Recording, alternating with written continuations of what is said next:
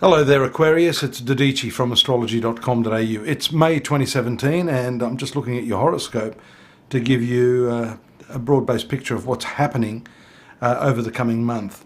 Your ruling planet, predominant ruler, is Uranus, and is now in the company of retrograde Mercury, which is ruling your 8th house of shared resources, banking, insurance, etc., and the 5th house, which is more of a speculative area, also related to your relationships, love affairs, and that type of thing. So maybe in your case it's lucky that if you were thinking of investing money, spending money, getting involved in a relationship, that type of thing, this retrograde movement of the planet has made you a little more circumspect, a little more cautious before you've jumped in, boots and all, into that.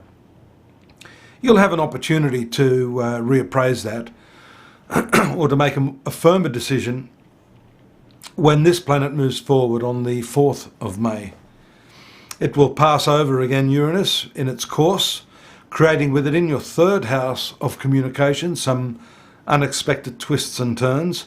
And then on the 16th it will move into your 4th house of family affairs, where the Sun is currently transiting. This is the domestic segment of your horoscope.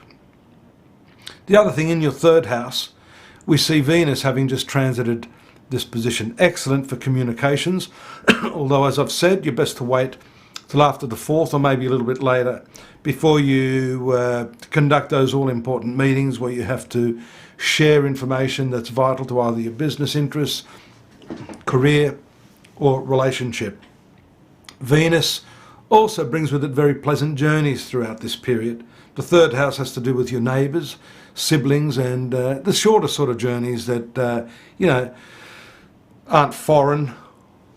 It's not to do with immigration, but more just a shorter journey. So these will be punctuated by pleasant interludes, meetings with other people, and that sort of thing. You do have to be a little bit careful, because what I see here is the opposition aspect to Jupiter forming over the coming month or so, particularly around the 19th, when you could be travelling too much for little return on the investment that you put in. That's also shown by those first retrograde aspects I talked about. So think carefully about the results of your travels, your meetings. If you can do those meetings over Skype rather than having to travel and then finding that it wasn't all that productive, that's going to be a little bit frustrating for you.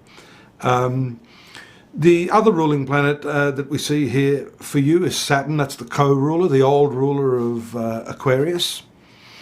We see that planet also has some difficulties later this month. I'm sort of working from the reverse back, moving later in the month, but I just want to forewarn you about that up front. Mars will move into the opposition of Saturn on the 29th, second last day of the month. That can present problems, especially in your relationships, where we see Mars transiting the 5th house now. The full moon takes place in the sign of Scorpio, which is your career sector. So that's important, and that's happening on the 11th of the month.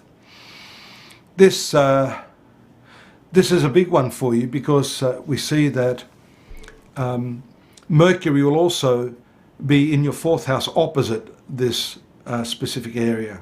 So the full moon is normally considered good, but being in the sign of Scorpio, it's a weak position for it. And that shows me you may be extremely emotional about some work things. This could have to do with your employer.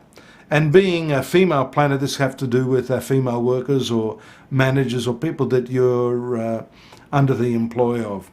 It's not particularly good, because we see the opposition of Mercury. And Mercury for you, as I've said at the outset of the reading, has to do with your 8th house of shared resources and the 5th house, which is also a creative house. So there may be some opposition to the way you want to do things at that time of the month. You may have some creative ideas that aren't received as well as you would like. Well, such is life. That's part of the game.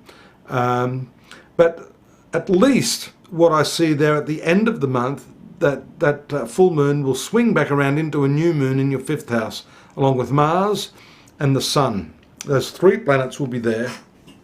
And this is indicating a new chapter for you, either in your relationships or for that matter, in your creative enterprises. And I think that's a very, very good thing, and one that you should look forward to.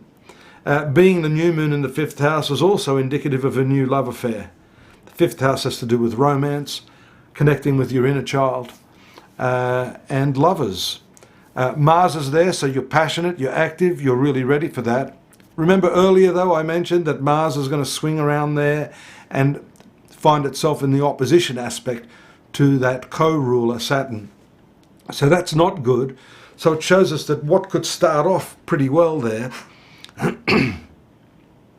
around the 25th, 26th, by the end of the month, the 29th, 3 or 4 days later, could be subjected to some frustrations. Actually, those opposition aspects are happening pretty much simultaneously.